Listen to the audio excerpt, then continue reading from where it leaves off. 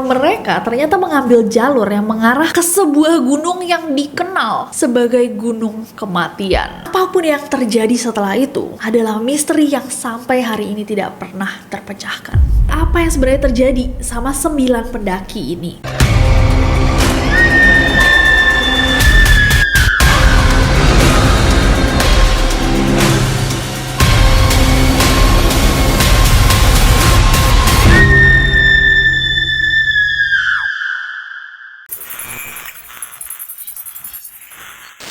Hey guys, it's Nasi and welcome back to Neror. Kalau kalian belum subscribe ke channel ini, jangan lupa klik tombol subscribe-nya. Sebelum kita masuk ke video ini, aku mau tanya, berapa dari kalian guys yang pernah mendaki sama teman-teman? Dan pendakian gunung apa yang kalian rasa sebagai salah satu pendakian paling ekstrim, paling sulit, paling berat yang pernah kalian lakukan? Boleh banget ditulis di bawah. Bayangin kalian ada di suatu grup, sebuah kelompok pencinta alam yang suka naik gunung. Kalian sama 8 orang lainnya udah sering banget naik gunung, badan kalian super fit, pencinta olahraga, pemain ski, dan ngerasa bahwa ada sebuah petualangan yang cukup ekstrim tapi sangat seru untuk dijajak bareng-bareng. Inilah yang ditawarkan sama seorang cowok namanya Igor Dyatlov kepada teman-temannya. Igor bilang sama teman-temannya, kayaknya kita cukup jago deh, cukup fit, cukup berpengalaman untuk mendaki Gunung Otorten di Rusia. Tapi agar kita ekstra aman, sekalian kita sewa seorang pemandu yang udah tahu banget gunung ini, fit banget, bahkan dulu dia ikut berperang di Perang Dunia Kedua. Igor dan 8 temannya menyiapkan diri mereka untuk pendakian luar biasa ini. Tanpa mereka tahu bahwa beberapa hari kemudian, insiden Dyatlov Pass berdasarkan nama Igor Dyatlov akan menjadi salah satu misteri pendakian tak terpecahkan paling janggal dan besar di sejarah. Ditemukan dalam posisi-posisi aneh dengan bagian-bagian tubuh yang hilang dan pakaian-pakaian yang terkontaminasi radiasi tanpa ditemukannya tanda-tanda penyerangan, memunculkan ratusan teori tentang apa yang terjadi pada Dyatlov Pass. Dan aku minta kebijakan kalian, langsung aja kita akan bahas kasus Dyatlov Pass. So without any further ado, stop senyum-senyum, cause shit's about to go down. Semuanya bermula di musim dingin tahun 1959 di Rusia guys. Ada 9 mahasiswa Institut Politeknik Ural, UPI Rusia, yang memutuskan untuk mendaki sebuah gunung, tepatnya pegunungan Ural, yang membelah Eropa dan Asia. Tapi 9 orang ini juga bukan mahasiswa biasa-biasa aja kayak iseng-iseng nih mau naik gunung. Karena mereka semua ini guys, berpengalaman banget naik gunung. Ada yang pemain ski, semuanya suka olahraga, fisiknya super fit. Jadi bisa dimengerti nih, mereka pingin gunung yang emang rada-rada ekstrim juga. Nah, dari 9 ini, 7 adalah laki-laki dan 2 itu perempuan. Mereka adalah Igor Dyatlov, Yuri Krivonishenko, Yuri Doroshenko, Alexander Kolevatov, Nikolai Tibubrinol, Rustem Slobodin, Zenaida Kolmogorova, Lyudmila Dubinina, dan Yuri Yudin. Basically pendakian ini akhirnya dinamakan Dyatlov Pass karena Igor Dyatlov itu yang punya ide untuk ngajakin yang lain untuk melakukan pendakian ini. Dia yang kayak, guys, kayaknya kita harus melakukan pendakian yang bakal merubah hidup kita, ini bakal seru banget. Dan mereka juga berangkat nggak 10 orang doang nih. Mereka ditemani sama Semyon Zolotaryov, seorang pemandu olahraga yang kuat banget karena dia pernah berpartisipasi di Perang Dunia Kedua. Karena udah ngerasa oke, timnya oke, semua yang ikut fit, ada pemandunya pula. Mereka memutuskan untuk memulai perjalanan ini pada 25 Januari tahun 1959. Jadi di hari itu mereka naik kereta nih untuk ke Ivdel, sebuah kota di Sverdlov Oblast. Setelah naik kereta sampai di Ivdel, akhirnya mereka melanjutkan perjalanan ini dengan menggunakan sebuah truk. Dan baru di 27 Januari akhirnya mereka datang ke Gunung Otorten. Jadi pas mereka udah siap-siap nih, mereka udah nge-hype satu sama lain, kalian udah siap, oke, this is gonna be the best trip. Kalian semua udah fit kayak, yes, let's go. Tiba-tiba Yuri Yudin bilang, kayaknya gue gak bisa ikut ya. Ternyata dia ada masalah di kakinya, saraf siatiknya kumat. Akhirnya Yuri Yudin memutuskan untuk pulang. Jadi Yuri Yudin pulang, sisanya tinggal 8 orang mahasiswa dan 1 orang guide. Padahal pada saat itu teman-temannya tuh udah menyayangkan banget, ya sayang banget ya si Yuri akhirnya gak ikutan kita. Ya tapi mau gimana lagi, orang saraf kakinya kumat. Akhirnya pada 30 Januari 1959, jam 8.30, 9.30 pagi tuh, mereka semua menyusuri jalanan sepanjang sungai Auspia. Dan sekitar jam 2, mereka berhenti untuk makan siang, mendirikan tenda, dan bermalam di sana. Nah, tanggal 1 Februarinya, mereka melanjutkan perjalanan mereka. Dan kelihatannya mereka tuh menggunakan sebuah celah yang tidak biasanya digunakan, mungkin untuk menghindari badai. Tapi karena emang cuacanya buruk banget dan mulai badai salju, jadi susah banget guys untuk mendaki. Karena pandangan kalian itu kalau misalkan lagi badai salju, jadi burem banget. Jadi kayak ada keterbatasan penglihatan yang akhirnya bikin mereka bersembilan nih rada keluar dari jalur. Dan sebenarnya mereka keluar jalur ini sangat-sangat fatal karena mereka ternyata mengambil jalur yang mengarahkan mereka ke sebuah gunung yang dikenal sebagai Gunung Kematian. Namanya adalah Kholat Syakhl. Lumayan lama nih mereka mendaki, tiba-tiba salah satu dari mereka kayak kayaknya kita salah jalur deh. Masa sih? Iya deh, kayaknya ini bukan jalur gunung yang mau kita capai. Akhirnya karena semuanya bingung, mereka memutuskan untuk camping di perhentian tersebut, mendirikan tenda. Dan guys, ini adalah hal terakhir yang diketahui dilakukan atau terjadi sama mereka. Setelah itu, aktivitas mereka sama sekali nggak ada yang tahu. Karena apapun yang terjadi setelah itu adalah misteri yang sampai hari ini tidak pernah terpecahkan. Jadi, sebelum mereka melakukan ekspedisi ini, Igor, si Igor Dyatlov yang mengajak teman-temannya untuk melakukan ekspedisi ini bareng dia, Igor tuh ngomong sama temennya, gue tuh mau mendaki Gunung Otorten nih sama 8 teman gue, dan ekspedisi ini lumayan ekstrim gitu bro, dan kita akan berangkat di akhir Januari, dan mestinya nih, ekspedisi ini tidak akan menghabiskan waktu lebih dari 12 Februari. Kalau misalkan lo nggak dengar kabar dari gue setelah 12 Februari, please telepon polisi, informasikan tim SAR untuk mencari kita, karena pasti ada sesuatu yang nggak beres terjadi. Igor akhirnya pergi dan temennya nih inget bahwa Igor berpesan seperti itu. Jadi ketika 12 Februari dia masih nggak denger apa-apa dari Igor, ditunggu sehari 2 hari masih aja belum bisa dihubungi, nggak ada kabar sama sekali. Akhirnya dia merasa bahwa sesuatu yang buruk nih kayaknya terjadi sama si Igor. Jadi akhirnya pada 20 Februari 1959, tim yang terdiri dari gabungan siswa-siswa dan guru dari lembaga olahraga dan tentara, tim SAR, serta polisi mulai nih guys melakukan pencarian.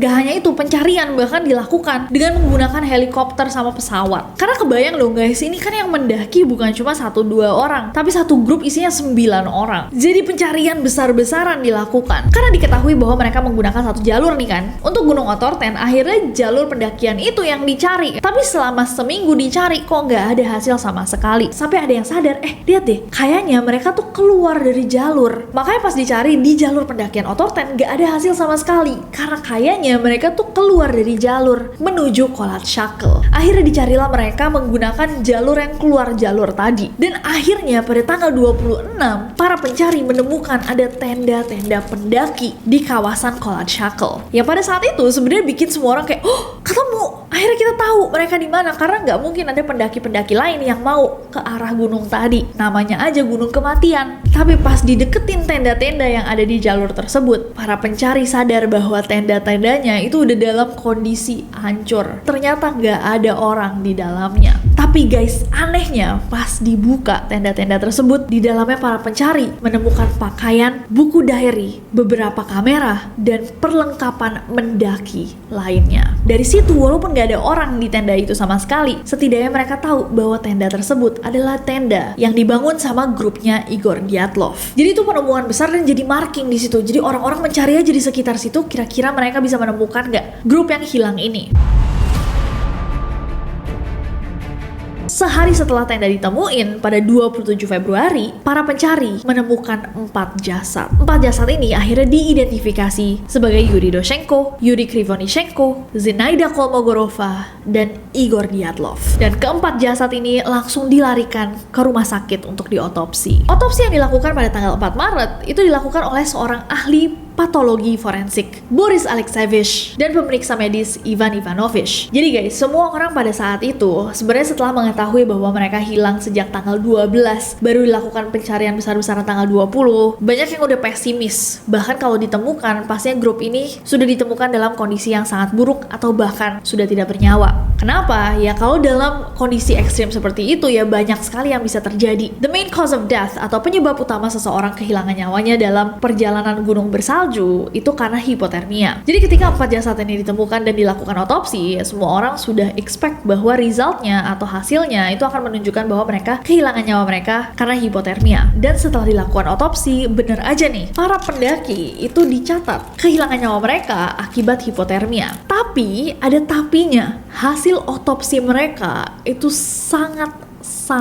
janggal. Let's break it down. Jadi kita mulai dengan Yuri Doroshenko. Yuri Doroshenko ini berusia 21 tahun dan jasadnya ditemukan pada jam 11 pagi di bawah sebuah pohon cedar yang jaraknya itu 1,5 kilometer dari tenda mereka. Lumayan jauh. Pada saat ditemukan, Yuri Doroshenko ini setengah rambutnya di sisi kanan itu terbakar dan di rambutnya terdapat partikel lumut dan juga jarum pinus. Telinga, hidung, dan bibirnya berlumuran cairan merah dari tubuh kita. Bibir atasnya bengkak dengan pendarahan merah tua. Ada cairan yang keluar dari mulutnya berwarna abu-abu yang diperkirakan disebabkan oleh edema paru. Tapi cairan abu-abu berbusa ini juga menimbulkan spekulasi bahwa ada sesuatu yang menekan rongga dadanya sebelum dia kehilangan nyawanya. Daun telinganya berwarna merah kebiruan, bahu kanannya lecet, ketiak kanannya memar, ditemukan juga memar coklat kemerahan di lengan bagian bawah kanan, bahu kiri lecet coklat kemerahan, ujung jarinya berwarna ungu, dan semua jari tangan dan kakinya mengalami radang dingin yang sangat parah sampai kalau misalkan dia selamat nih ya, semua jari tangan dan kakinya itu harus diamputasi. Udah separah itu. Tapi dikatakan bahwa tubuhnya Yuri ini masih melakukan upaya melawan pembekuan saat kematian. Yang kedua adalah Yuri Krivonischenko. Yuri yang ini usianya 23 tahun. Nah, jasadnya Yuri K ini juga ditemukan di bawah pohon cedar yang tadi, sama seperti Yuri D. Saat ditemukan, ujung hidungnya sudah hilang. Punggung tangan kanannya bengkak, jari-jarinya berwarna ungu kecoklatan, ada lecet merah tua di pergelangan tangan kirinya, ada memar di dahi, pendarahan di otak. Bagian epidermis dari tangan kanannya itu ditemukan di dalam mulutnya. Dan epidermis tangan kirinya lepas sepanjang 2 cm. Kulit maksudnya kan? Jadi kulit tangannya ditemukan di dalam mulutnya dan kulit tangan kirinya itu ada yang lepas 2 cm. Robekan dari kulit tangan kanannya yang ditemukan dalam mulutnya itu mungkin menunjukkan bahwa Yuri mencoba untuk membangunkan dirinya untuk tetap responsif biar dia bisa bertahan selama mungkin. Atau ada spekulasi bahwa dia antara saking sakitnya atau saking takutnya dia menggigit tangannya sendiri untuk menahan tangis atau suara kali ya. Ditemukan juga luka lecet merah pucat di dada kanannya, memar merah muda dan coklat merah di bokong kirinya. 3 luka kulit tajam di sisi atas pinggul kiri, kikisan di bagian depan tulang paha dan juga tulang keringnya, lecet di paha kiri bagian depan dan dalam, dan lagi-lagi ditemukan luka bakar berukuran 31 x 10 cm di seluruh permukaan luar kaki sampai jari kakinya itu hangus berwarna coklat tua. Ditemukan juga lecet di tulang kering bagian kanan. Lalu ada Zinaida Kolmogorova, usia 22 tahun. Zinaida ditemukan 630 meter dari pohon cedar di mana Yuri K sama Yuri D ditemukan. Dan Zinaida ditemukan dalam kondisi yang udah tengkurap dengan kepala menghadap ke tenda. Kulit wajah dan tangannya itu udah warnanya ungu dan merah. Ada lecet di tulang tengkorak kanan, di kelopak mata atas, dan di punggung kedua tangannya. Ditemukan juga lecet-lecet di tulang pipi kiri, goresan di pangkal hidung dan ujung hidung, memar di kulit kanan wajah, memar merah terang 29 x 6 cm di area pinggang kanan, dan memar tersebut terlihat seperti bekas pukulan tongkat. Igor Dyatlov, usia 23 tahun. Jasadnya Igor itu ditemukan 300 meter dari pohon cedar dalam keadaan yang telentang. Kepalanya menghadap ke tenda. Kedua tangannya itu terkepal di depan dadanya dan dia mengenakan jaket yang udah nggak dikancingin. Ditemukan di tubuhnya ada 4 pil obat inflamasi untuk infeksi luka dan jam tangannya pas dicek itu berhenti pada jam 5.31. Di tubuhnya, terutama di wajahnya itu ditemukan banyak banget lecet-lecet kecil. Jadi ada di dahinya, di kelopak mata atas, di atas alis kiri, di kedua sisi pipi, di lengan bawah kanan, permukaan telapak tangannya, dan ada cairan merah kering di bibirnya karena diketahui bahwa dia muntah darah sebelum dia kehilangan nyawanya. Gigi serinya hilang tapi diketahui bahwa ini terjadi sebelum kejadian. Lututnya memar, kedua mata mata kakinya lecet dengan pendarahan pada jaringan bawahnya, luka di tangan dan jari kiri, dan ditemukan memar di tangan kanannya yang dikatakan merupakan cedera umum dalam perkelahian jarak dekat karena tidak ditemukan juga adanya luka dalam. Hasil otopsi yang pertama ini udah ngagetin semua orang yang bertugas dong guys, karena jasad-jasad yang ditemukan itu udah dalam kondisi yang sangat-sangat ekstrim dan tidak menjelaskan gitu apa semua yang terjadi sama mereka. Dan ini baru 4 jasad yang diketemukan. Sehari setelah 4 jasad tadi itu diotopsi, pada tanggal 5 ditemukan 1 jasad lagi, jasad dari Rustam Slobodin, 23 tahun. Pas ditemuin dia 480 meter dari pohon cedar, kondisinya udah ketutup salju tebelnya 50 cm. Gila segini nih, saljunya sekitar segini, dalam keadaan tengkurap dan kepala menghadap ke tenda. Di jasad ditemukan ada paspor, pisau lipat, pensil, pulpen, sisir kotak korek yang masih ada isinya, dan 1 kaos kaki katun di saku bajunya. Jam tangannya itu berhenti di jam 8:45 pagi. Ada pendarahan di otot temporalis, lecet kecil di dahinya, memar di kelopak mata kanannya dengan pendarahan di jaringan bawahannya. Ada jejak darah dari hidung, bibir, dan wajahnya tuh bengkak dengan banyak lecet. Ditemukan juga memar di sendi kedua buku jarinya, yang lagi-lagi memar yang biasa ditemukan ketika orang itu berkelahi dengan tangan kosong. Ditemukan juga memar di tulang kering kiri, robek di epidermis lengan bawah kanan, dan tulang tengkoraknya itu retak dan mengalami pendarahan. Nah, ahli yang melakukan otopsi itu menduga bahwa retakannya akibat pukulan dari benda tumpul, dan semua memar dan goresan itu disebabkan oleh penderitaan di menit-menit terakhir. Nah, temukan ini membuat geger semua orang, karena yang tadinya mereka pikir memang meninggal karena natural causes atau penyebab alamiah, tiba-tiba jasad-jasadnya menunjukkan hal yang berbeda. Walaupun semua orang udah tahu something was definitely wrong dengan 9 orang ini, baru 5 jasad yang ditemukan. Masih 4 nih yang hilang. Baru 3 bulan setelah penemuan jasad pertama, tepatnya pada 5 Mei tahun 1959, saat salju di gunung itu mulai mencair, ditemukan 4 jasad lainnya. Dan mereka tepatnya ditemukan oleh suku Mansi, penduduk asli sana, bersama anjing-anjing mereka. Dan tanggal 9 Mei, akhirnya jasad-jasad tersebut diperiksa. Jasadnya Lyudmila Dubinina, seorang perempuan berusia 20 tahun, ditemukan dalam keadaan berlutut dengan badan dan wajah yang menempel pada sebuah batu dan mulutnya terbuka. Laporan otopsinya menunjukkan bahwa jaringan lunak di sekitar mata, alis, pangkal hidung, dan tulang pipi kirinya hilang dan sebagian terbuka. Jaringan sekitar tulang tengkorak rusak, tulang rawan hidungnya itu patah dan rata, jaringan lunak bibir atasnya hilang, gigi dan rahangnya itu terekspos. Yang lebih parah lagi, ketika dicek guys, ternyata lidahnya itu juga hilang. Dan itu bukan satu-satunya yang hilang, karena rongga matanya sudah kosong, yang berarti bola matanya pun hilang. Beberapa tulang rusuk di kanan dan kiri juga patah, dan ada pendarahan hebat di atrium kanan jantung, memar di tengah paha kirinya yang berukuran 10 kali 5 cm. Dan pemeriksaan medis menunjukkan bahwa Lyudmila itu tidak aktif secara seksual saat dia kehilangan nyawanya, yang berarti dia tidak dilecehkan atau mengalami kekerasan SA. Semyon Zolotaryov berusia 37 tahun, ini jatuhnya adalah orang tertua dalam pendakian ini dan juga pemandu yang dipilih sama Igor. Dan sama seperti Lyudmila, bola matanya Semyon juga hilang. Jaringan lunak di sekitar alis dan mata kirinya hilang dan tulangnya itu terbuka. Luka terbuka di sisi kanan tengkorak dengan tulang terbuka, dada terkilir, tulang rusuk sisi kanan patah, dan di lehernya itu ada kamera yang sudah rusak karena es mencair. Alexander Kolevatov berusia 24 tahun, ini technically adalah orang di group of friends ini yang lukanya paling sedikit. Meski begitu, lengan kanannya itu tetap rusak, ditemukan beberapa robekan juga sepanjang 7-8 cm, dan lehernya patah. Alisnya hilang, tulang tengkoraknya terekspos, luka terbuka di bagian telinganya, ditemukan pendarahan di jaringan bawah lututnya, kulit jari dan tangannya itu udah melunak sampai putih guys, gara-gara pembusukan di lingkungan basah, dan seluruh kulitnya itu sudah berwarna abu-abu kehijauan. Di sakunya, di kantongnya itu ditemukan ada kunci peniti, beberapa kertas kosong, 2 bungkus pil, dan korek api yang sudah basah. Ada perban di pergelangan kaki kirinya yang sepertinya udah dipasang sebelum dia meninggal. Yang terakhir adalah Nikolai Thibeaux-Brignol, 23 tahun. Nikolai sama Semyon itu technically whatever happened to them, apapun yang terjadi sama mereka itu melindungi mereka, karena dari semuanya mereka ini yang bajunya paling proper guys. masih tersisa cukup manusiawi untuk kondisi salju pada saat itu. Di saku kanan pakaian yang ditemukan ada sarung tangan wool, 3 koin, sisir, dan beberapa lembar kertas. Dia juga mengenakan 2 jam tangan di tangan kirinya, satu berhenti di jam 8.14 dan satunya di 8.39. Tulang tengkoraknya itu retak, bibir atas kirinya itu memar, ada pendarahan juga di lengan bawah berukuran 10x12 cm.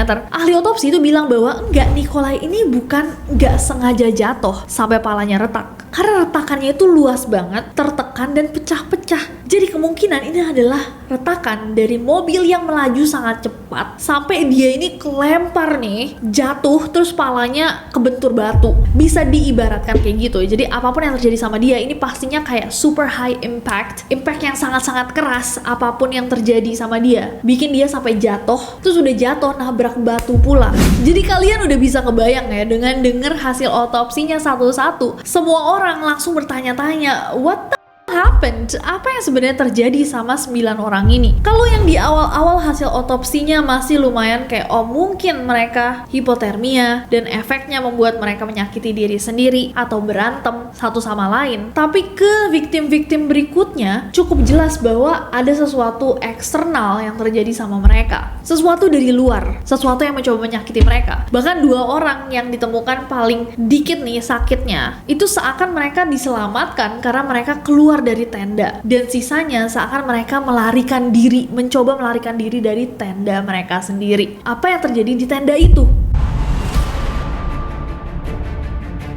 Inilah beberapa kejanggalan-kejanggalannya. Jadi dimulai dari pertama kali nih guys, pas ditemuin tuh tenda dengan kondisi udah porak-poranda, hancur, yang kelihatannya bukan diakibatkan oleh sebuah badai salju. Ada suatu fakta yang gak kalah aneh. Pas dicek, kelihatan bahwa tenda-tenda tersebut dihancurkan dari dalam. Jadi ada robekan-robekan yang dilakukan dari dalam tendanya. Yang kedua tentunya adalah luka-luka yang aneh sekali. Jadi kalau misalnya kita bukanlah seorang pendaki, mungkin kita mendengar hal-hal tersebut kayak, oh mungkin itu yang terjadi ketika tubuh kita melalui hipotermia. Tapi menurut ahli otopsi dan juga pendakian, luka-luka yang terdapat dalam jasad-jasad ini sama sekali tidak normal. Dari patah tulang, lidah yang hilang, bola mata hilang, tengkorak yang pecah tapi lebar pecahannya, semua dianggap sangat-sangat janggal. Next ada pisau yang hilang. Pas ditemuin double Yuri, si Yuri D sama Yuri K, seorang mahasiswa dari tim pencari ini, si Vadim Brushnich, itu bilang bahwa pas saya nemuin mereka itu ada api yang sebelahnya ada kayu-kayu, cabang pohon cemara kecil yang dipotong dengan pisau Finlandia. Spesifik banget kan pisau Finlandia, mana pisaunya? Begitu dicari sama petugas, pisau tersebut tidak pernah ditemukan. Gak pernah ditemuin di tubuh korban, gak pernah ditemuin di tenda-tenda mereka. Jadi para petugas itu sadar, oh my god, gimana kalau mereka berdua ini emang sempet bikin api unggun dibantu sama orang lain.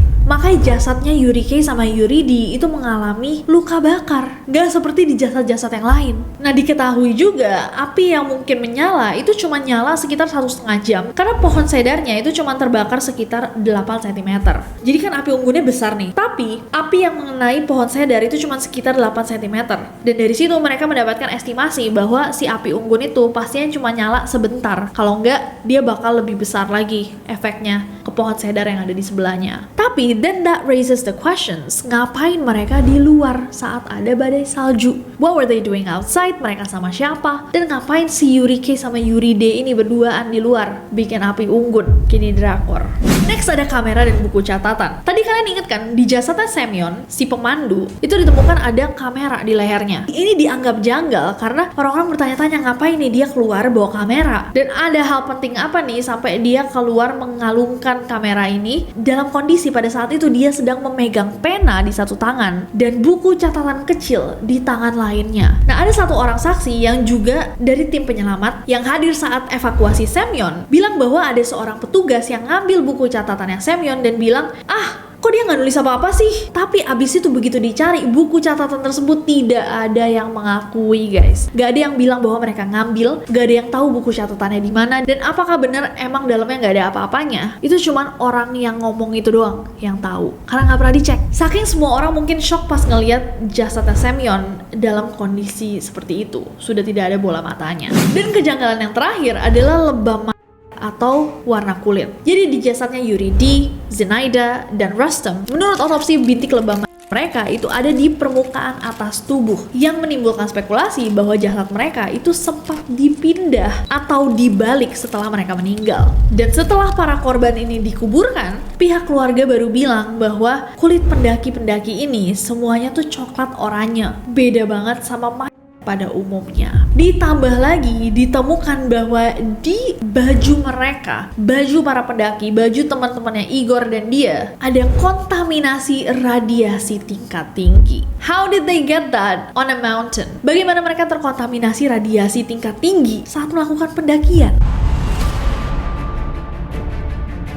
Kita sekarang masuk ke teori-teorinya. Jadi guys, sejak jasad-jasad dari pendakian Dyatlov Pass ini dilakukan, kasus ini tuh dicap sebagai salah satu misteri terbesar yang pernah terjadi. Aku nggak yakin kita bisa nunjukin foto-foto dari jasad-jasad yang kita bahas tadi. Tapi, kalian akan tahu seberapa bizarre, seberapa janggalnya kasus ini ketika kalian ngelihat foto-foto otopsinya. Dan dari tahun 1959 muncul banyak banget teori-teori dari masyarakat dan orang-orang yang sangat tertarik sama kasus ini, mencoba mencari apa yang sebenarnya terjadi sama 9 pendaki ini. Ini adalah beberapa teori yang paling populer. Pertama adalah diserang oleh suku Mansi. Jadi suku Mansi ini adalah sebuah suku yang tinggal di lereng-lereng pegunungan Ural. Nah, mungkin ini teori yang sebenarnya sangat masuk akal nggak sih guys? Kayak mungkin aja mereka camping di tempat yang sebenarnya jarang sekali atau tidak pernah dilalui sama pendaki lain, mereka mengganggu ekosistem di situ. Tapi yang aneh adalah yang mematahkan teori ini, tidak pernah ditemukan ada jejak kaki manusia lainnya selain jejak kaki 9 pendaki yang ditemukan. Walaupun dari bukti-buktinya terlihat seakan mereka diserang, tapi nyatanya ketika dicari bukti tidak ada sama sekali yang menunjukkan atau tanda yang menunjukkan bahwa ada orang lain bareng mereka. Berdasarkan dari jejak kaki, cairan manusia, sampai barang-barang yang tertinggal. Teori populer kedua adalah diserang binatang buas. Jadi pastinya kalian juga udah sempat memikirkan teori yang satu ini, gimana kalau mereka sebenarnya diserang aja sama binatang, beruang, mountain lion, atau apa, singa gunung, bison lah, atau apalah, kita nggak tahu ya. Nah, tapi para ahli merasa bahwa teori ini kurang masuk akal karena banyak sekali nih bagian-bagian tubuh dari para pendaki yang patah-patah di bagian-bagian spesifik yang terlihat didapatkan akibat pukulan dari benda tumpul. Dan beberapa bagian tubuh itu sangat-sangat spesifik gitu. Selain itu, kalau misalkan memang ada mountain lion, bison, beruang, atau yang lain-lain, biasanya sobekan dari daging itu bisa diidentifikasi diakibatkan oleh gigi makhluk apa. Dan tubuh manusia itu sebenarnya kalau kalian pikirin lumayan intricate loh guys. Kayak misalkan mulut gitu. Mulut manusia harus dibuka untuk melepas lidahnya. Dan kalau misalkan manusianya lagi teriak atau tegang, itu nggak bisa langsung kayak dicaplok gitu, cuma lidahnya doang. So karena luka-lukanya sangat-sangat intricate, sangat-sangat detail, hampir bisa dipastikan ini tidak dilakukan oleh hewan. Kecuali hewannya kayak dokter bedah.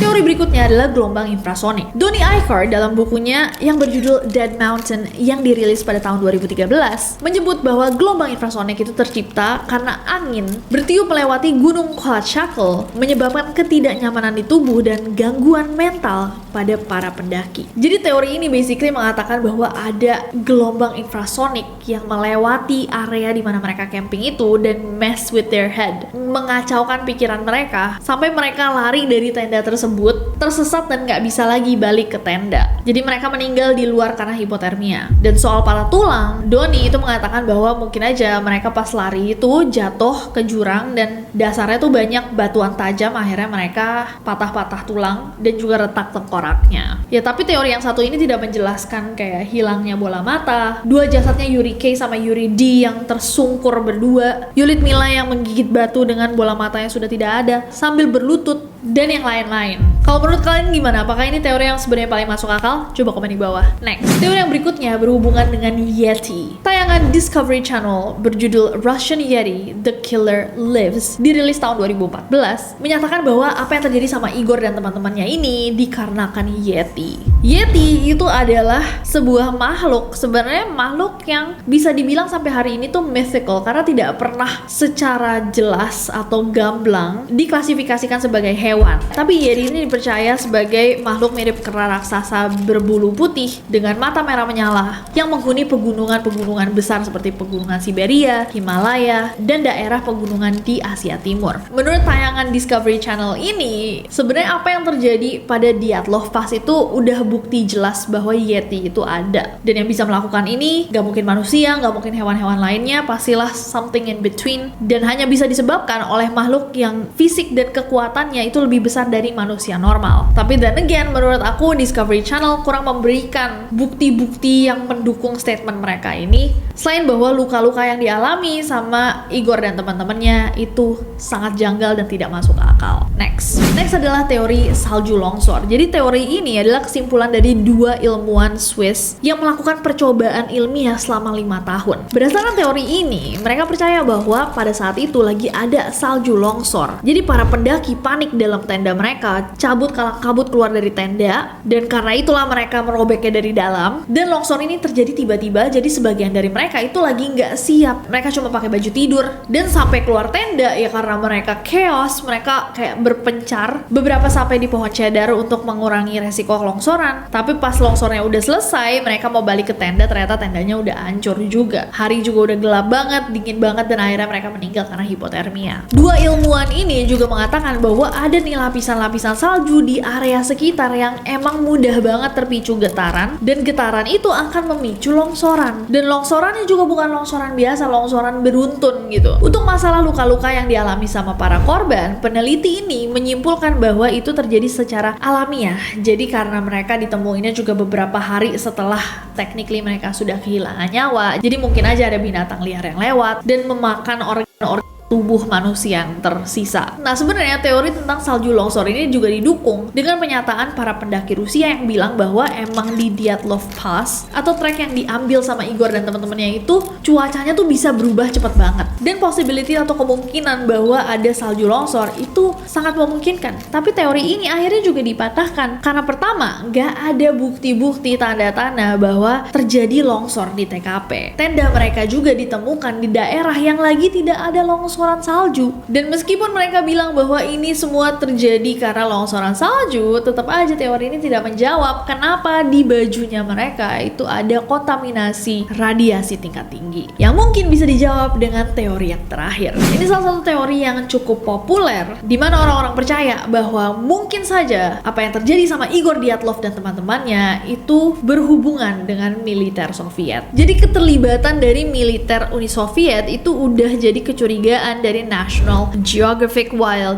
Vice, sampai Keith McCloskey dalam bukunya yang berjudul Mountain of the Dead, The Dyatlov Pass Incident, yang dirilis tahun 2013. Jadi teori ini basically mengatakan Igor Dyatlov sama teman-temannya dan juga guide mereka, pemandu mereka, si Rustem, itu salah aja. Mereka ada di waktu yang salah, di tempat yang salah. Menurut teori ini, mereka berkemah di lokasi yang sebenarnya digunakan sebagai tempat pelatihan bom Uni Soviet. Sebelum mereka mendaki aja, mereka udah tahu bahwa ada gunung yang dinamakan Gunung Kematian. Gunung yang sama sekali tidak dijamah nih sama para pendaki. Selain medannya yang sulit, karena memang tidak didatangi sama orang-orang, mungkin saja tempat ini dijadikan untuk melatih senjata-senjata militer Uni Soviet. Nah, diduga nih pas mereka camping, mereka nggak tahu mereka tuh camping di lokasi tersebut. Tiba-tiba mereka dengar ada suara bom. Karena faktanya akhirnya diketahui bahwa ternyata bener Gunung Kematian itu digunakan sama Uni Soviet untuk ngetes bom-bom udara mereka. Teorinya adalah saat mereka mendengar suara bom, mereka cabut dong, chaos, ketakutan, keluar dari tenda, mereka lari, dan saat mereka di luar itu mencoba untuk survive, akhirnya mereka kehilangan nyawa mereka karena hipotermia. Nah, ditambah lagi kalau misalkan kalian pernah baca tentang efek-efek nuclear bomb atau bom-bom nuklir dengan radiasi mereka, kalian akan tahu bahwa seperti apa yang terjadi di Nagasaki sama Hiroshima, efek dari radiasinya bom nuklir itu mampu untuk menciptakan luka atau cedera yang dialami oleh Igor dan teman-temannya. Dikatakan juga bahwa hari yang sama nih dengan insiden Dyatlov Pass, di jarak 50 km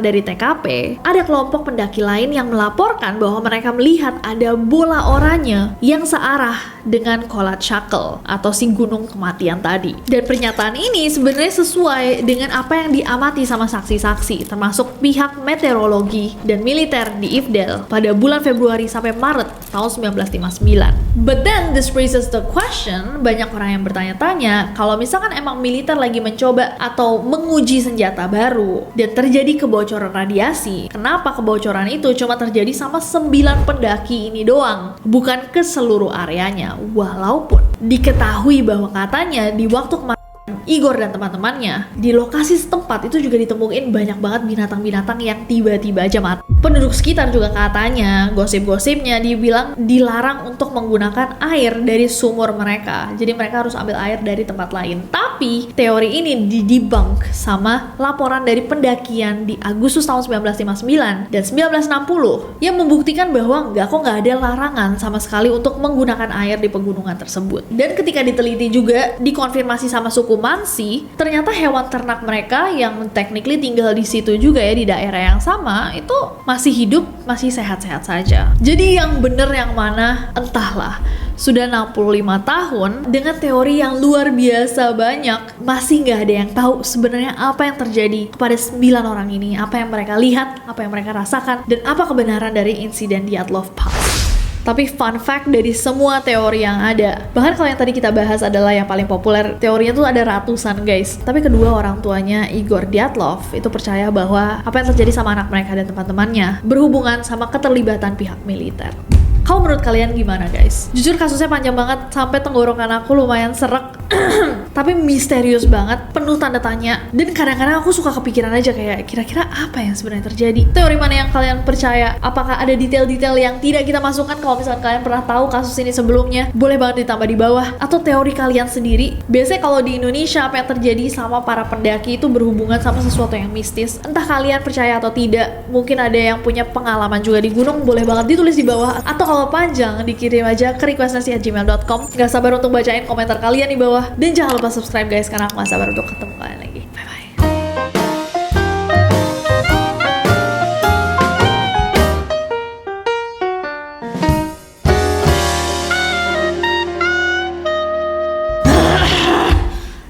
Popeye si pelaut. UPI, udahlah UPI aja. Gak tahu nih, Sabil. Ayo kak, nggak mau kayak gitu kak, jangan kak. Sabil nggak di ACC. Ditemukan juga memar di tulang kiri keri. Tulang kiring keri.